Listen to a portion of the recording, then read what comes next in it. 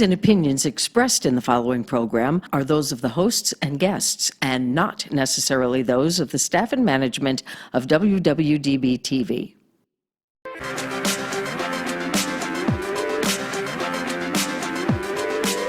Whether she's walking the red carpet or doing interviews, you'll find her with celebrities and all the latest news. She's here, she's there, she's everywhere, she's always on the go. So sit back, relax, and get ready. This is the Corey Taylor Talks Show. Hello, everybody, and welcome to Corey Taylor Talks live from Las Vegas. My guest today, I am so excited for. He is such an interesting guy, and he is really an incredible artist. I mean, truly like no other. And obviously, he has a very specific look about him, and you're just really cool, and everyone really loves you because you're so unique, and your artwork is incredible. And so I'm so excited to have you on. So we have Mr. Johnny Blades with us. So hi, how are you? Very good. How are you? I am really excited to have you. I'm excited to be here. So let's get right into it. Obviously, you have a ginormous fan base, and tons of people were writing in, asking questions. They're so excited that you're on and doing this. But for some of the people that might not know you, why don't you explain it is what you actually do? I am Johnny Blades. I am the world's leading handcrafted jewelry designer. That's pretty much what it is at this point. That's right. I am what you see before you, nothing more. That's right.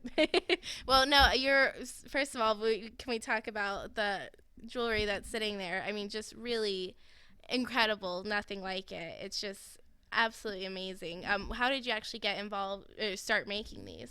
It happened a long time ago, actually. Someone was asking me to show them how to sculpt something, and I just started making something basically like one of the faces here, and I was pretty much done with it, and I was going to smash it because I was just done. And she's like, no, do something with it. So I made it into a necklace, and then I wanted to make something that was more attractive to the female audience, so I went with the heart design and started sculpting those and just kind of ran with it from there. Yeah, and you have so many different pieces. Do you have maybe a favorite one that really sticks out to you? The one I brought is actually it's probably my favorite design that I've done in the last year. It's the face on top. If you guys want to get some B-roll of that later, it's pretty impressive. Yeah. There's gears in it. The eye has 3 different layers to it. It's pretty intricate. Yeah, when actually you first came in and put it down, we were looking at it, we're like, oh my gosh, yeah, it's just incredible. You gotta see it up close to You really do. And I think most of your pieces are like that. They're so incredibly detailed, and you can really tell you put so much heart and soul into each piece. Yes, absolutely. Everything I make, part of me goes with it, I feel. Yeah.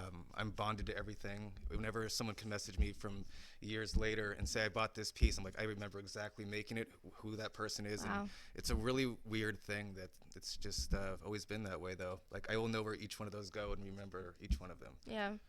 And so you do custom pieces a lot, correct? Yes. So how do people put in orders and tell you what they want and everything? Well, my work is very different and unique because you can't get anything like it anywhere. Everything's usually machine pressed or, just run of the mill. Mine's actually made specifically for each person. Right. So if someone had a lost one, I have a lot of people come to me with a lot of grievance or issues or, not always bad, but always good celebration and stuff too. But I mean, I've had people that have had people pass away and want me to make their ashes into a piece. I was going to ask, yeah. And so the stuff I make is extremely personal.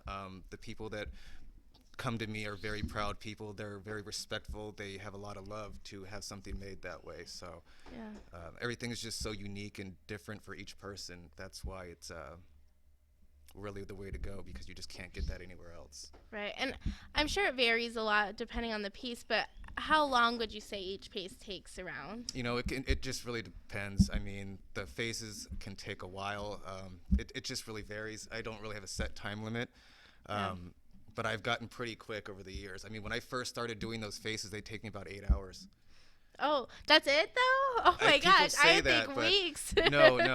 It's well, when I sculpt things, I have to sculpt them start to finish. Right. I can't take breaks on them. So Gotcha. whatever I make has to go all the way through. Yeah.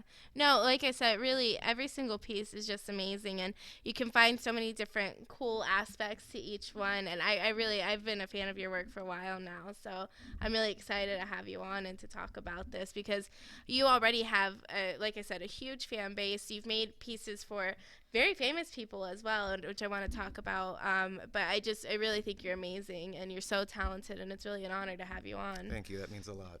Yeah, so like I said, you have done a lot of pieces for a lot of famous people. Can you talk a little bit about those and what you've actually done for them? Yeah, I've designed for Guns N' Roses, Yes. Megadeth, Iron Maiden, Tech Nine, Miley Cyrus. Pretty much, I've designed for like 60 celebrities. I can't even Wow. keep count anymore. I've just made them pretty much whatever they wanted, really. Yeah. It's just like everybody said, everyone comes to me with their own wants or needs. Usually when I do stuff for artists, I kind of theme it off one of their albums or something that that's resonates with them or something Right. like that as well. So I think for Tech Nine, I made one of the faces, but I put his logo in it and made it Oh, how of his cool. themed off of one of his albums. How cool. And I made him two actually, and he really enjoyed those. That's really cool. And I think that's what's so great about your art too, is it can be so personalized and really has so many details and personal touches. I mean, that's pretty rare. You can't really get that anywhere else at all. You cannot. Yeah. And so like you said, so that face is probably your favorite one you've done? Yeah, just the detail on it alone. A lot of the gears in the head move and stuff. Oh, really? Yeah, there's like hidden functions in there. Oh my goodness. Yeah, So cool. I put a lot into those. Does it take a while for you to think up what you're going to make? Actually, or? I don't really feel responsible for anything I've ever made. Really? The way my work is created, someone will tell me, like, start giving me an idea of what they want, and then all of a sudden I'll just see a flash in my head. And even if it's something I don't know how to do, it just kind of breaks itself apart, shows me how to do it, and then it just goes away. Ah. And then if I don't create that, it makes it hard to sleep or do other things because it just constantly goes and goes. So I don't really sit there and be like, oh, I'm gonna do this and make it this way. It just shows me what I'm supposed to make. Right. Interesting. That's really cool. So your process is kind of like that then. Yeah, I would say I'm more of a vessel than anything for my work. Gotcha. And your mask too. You also make your own mask, correct? Yes. That is amazing. First of all, so you made the mask that is on you right now. Mhm. What made you decide to start wearing masks and kind of hiding your face? After my work got famous, I was getting a lot of recognition in public when I would go out and stuff. It was causing a lot of problems. I had to pay someone to go with me and stuff to wow. watch my back and stuff. Right. People would, when you design for people and you have like a large female audience, and then they're out with their boyfriend, like, oh, look at that guy, and then he's like, oh, whatever. And then, Right. I got so, you. It just being recognized a lot. I'm a very reclusive person. I don't really do all that kind of stuff. So money and power is fine. Fame I didn't really need. Right. So I just covered my face. And it's been about 5 years now. And no one recognizes me anymore. It's really great. No, I think it's great. And it goes with your whole aesthetic. So it's perfect. Well, the thing is, I went out on Halloween last year, and I actually went as this, and I got recognized like up the ass. And I'm like, oh, okay, that's why I did this. But now I'm getting recognized for this. I was like, oh, it's just Right. a whole weird thing. Yeah, so no one remembers what I look like anymore, so I don't have any of those issues. And but yeah, and just also too, I feel that we all have our time where we come and go. Death is inevitable, and the immutable truth about life, it is often more cruel than it is fair, and it's just how things play out. I want my stuff to continue when I'm gone. Right. And if I am known as a face when I'm gone, that's when it ends. But if I am known as this, I'm not really a man, I'm an idea. An idea can live forever. That's a really good point. Yeah. Well, it's very interesting. You can tell a lot of thought process goes into pretty much everything you do. I mean, that's really respectable. I think a lot of people can really get behind that, and I think that's awesome. And you're a true artist. I would say so. Yes, you are, for sure. And so you do also connect a lot with your fans too, and you do a lot of live streams. So what made you kind of start doing that? I would just get a lot of questions. I knew after, covering my face and just literally just posting my work only, I just could tell that my fans wanted that. By the questions they'd ask, I'd always get messages of people trying to talk and stuff. So I decided to just avoid all the questions and all that, just to do a live stream, and I picked up really well with it. People seem to really, really enjoy them. Yeah. And what started off as just giving away stuff has turned into almost like a therapy session where a lot of people are joining just to talk and just hear what I say and what other people say, and a lot of them have became very close with each other, and it's became like a little community of all people helping each other and being very positive and keeping people in a more positive direction. The world is a very, very cold place these days, and there's very few warm hearts out there, and I feel that is the most valuable thing on this planet. So to gather people of those likings is pretty impressive, I feel, and it's helping a lot. Oh, absolutely. That's kind of the whole point of my show, is to spread the positivity and the kindness. And there's just really everything's so focused on the negative and everything that's going wrong. So that's kind of why I started this whole show, is to show the good people that are really doing good things and spreading the positivity and making amazing things. So I think you just really radiate that. And I really respect you for doing that and sharing that message. Thank you. Yeah. And so you have been recognized by so many people. I'll just name some. FearNet, Days of the Dead, tons of horror icons. I mean, just everything.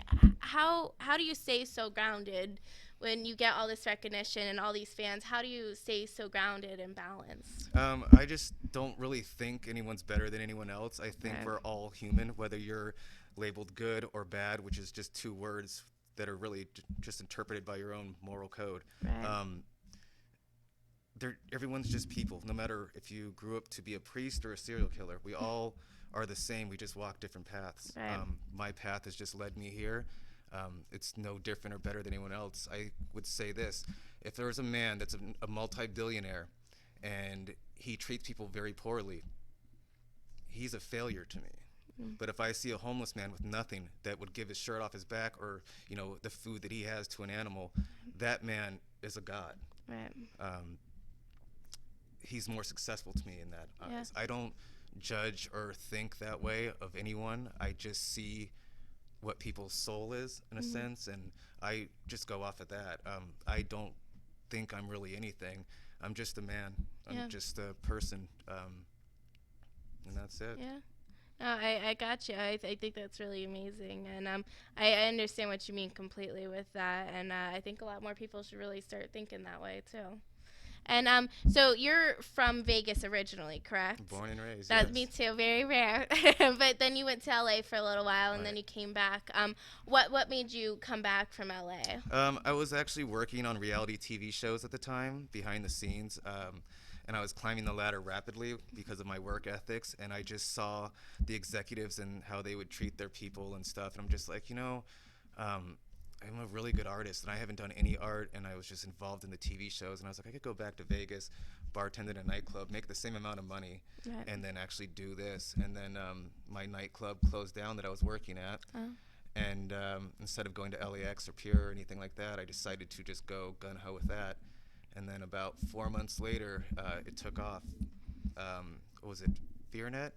They found my stuff and they started posting it, and it just went crazy from there. And then Days of the Dead, they contacted me to be a celebrity guest for that. And then I started dealing with iHorror, which is now the leader of horror in the planet right now. And I'm in good with them, and they recognize good stuff, I guess. No, I think that's great, and I really think that's cool that you're from Vegas too, because like I said, there's not a lot of us out there that are born and raised here. So I think that's great. You're also representing the Vegas community out here. There's a lot of, I don't think people realize that there's people that actually live here sometimes. So we all live in a casino. That's right. We're all just a little playing poker all day. That's all we do. That's right. But no, you're just, like you said, your work ethic really shows off. And I mean, you've created tons of pieces. Do you know how many you've actually created? I've created probably well over 3,000. Oh my gosh, that's even more than I was originally thinking. Yeah, wow. I mean, it's just this. Yeah, yeah. How often do you do it? Whenever they tell me to. Yeah. I got you.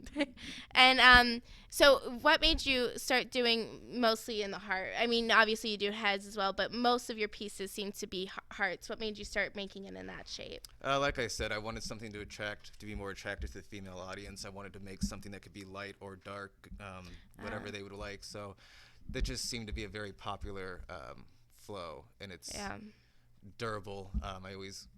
Durability is very important to me. I want to make sure it works, and so. Do you ever change the shapes of what you're making, or is it mostly hearts and the I try to stick with what I'm at right now, because that's not all I do. I do all types of different stuff. like what's in that box there. I'll go talk about that. Yeah, so pretty much I can make anything. I make knives, hair clips. I pretty much can make anything. I just don't make rings, and that's about it. Gotcha. And so, okay, can we talk about what's this box? I mean, we can play with it if you Okay. want. Oh no, I already hate Jack in the Boxes in general, so I'm really scared. Oh wait, did I do that wrong? Okay.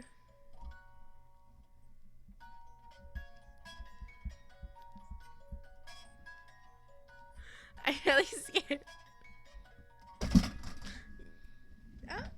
Oh my gosh, that's so scary. That's awesome. Look at that. That's amazing. That's perfect because Jack in the Boxes are kind of scary in the first place. So yeah, let's get a close up of that. That's amazing. Wow. And the detail, all of your pieces are just so crazy detailed. Yes. That's amazing. And do you make other game type of things, other Jack in the Boxes? I haven't. This is the only one I've ever made, but it's just pretty much a prototype, a sample. It's just something that I was just shown to make, Yeah. and I just did it. I think you should start making more though. I think plan people on it. really would love that. I do plan on doing a lot more stuff like that soon. Yeah. And you also originally started off as a sculptor, correct? Or am I wrong with that? No, I actually started off doing my colored pencils. That's what I actually should Oh. have got famous for, to tell you the truth. I've Really? yet to really see anyone do what I did with those either.